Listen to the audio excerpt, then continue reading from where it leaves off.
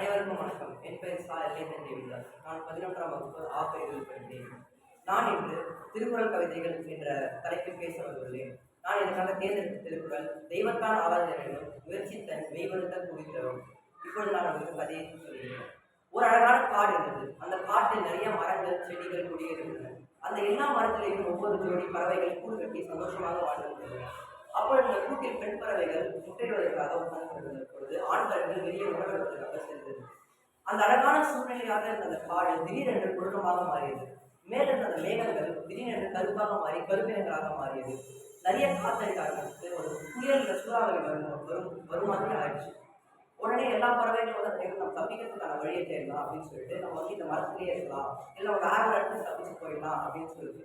ஆனால் என்ன மாதிரி ஒரு ஃபீல் மட்டும் வந்து என்ன சொல்லிச்சு, நாம இந்த மழை மேகங்களும் தாண்டி மேலே போயிடலாம். ஏன்னா அந்த மழை மேகங்கள் மழை பெய்யறதுனால கீழே இறங்கி வந்திருக்கும். அப்போ நம்ம அந்த மழை மேகங்களும் தாண்டி மேலே போயிட்டா நம்ம அந்த இடத்துல இருந்து தப்பிச்சிடலாம், புயலுக்கு நம்ம தப்பிச்சிடலாம் அப்படின்னு சொன்ன உடனே மற்ற பறவைகள் அந்த புயலை பார்த்து சிரிச்சிட்டே சொல்லிச்சான். அவனுக்கு என்ன பைத்தியம், அந்த உயரத்தை கழுத தவிர வேற எந்த பறவையாலுமே எட்ட முடியாது அப்படின்னு சொல்லிச்சான்.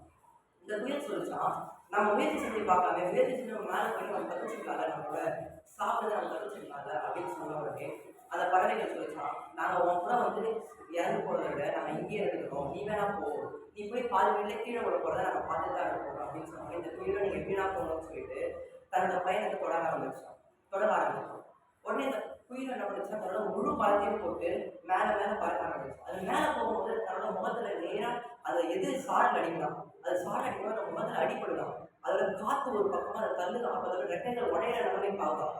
அப்போ அது என்ன பண்ணுச்சா, எல்லா தீங்கையும் வந்து எதிர்த்து வந்து அதுவும் மேலே மேலே பறந்து போகலாம். ஒரு கட்டத்துக்கு மேலே இதுவும் தன்னோட முழு பலத்தையும் போட்டு மேலே அந்த மழைமையும் தாண்டி மேலே போச்சான்.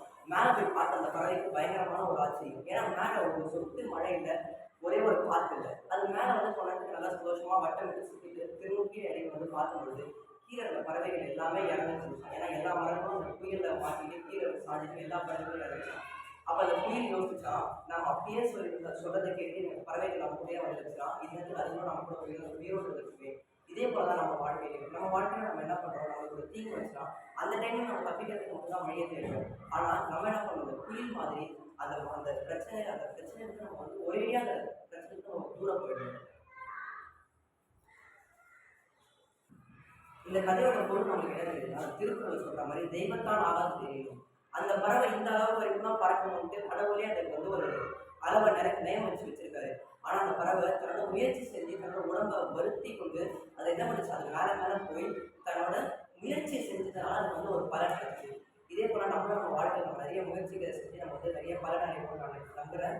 உங்களிடமிருந்து விடைபெறுவது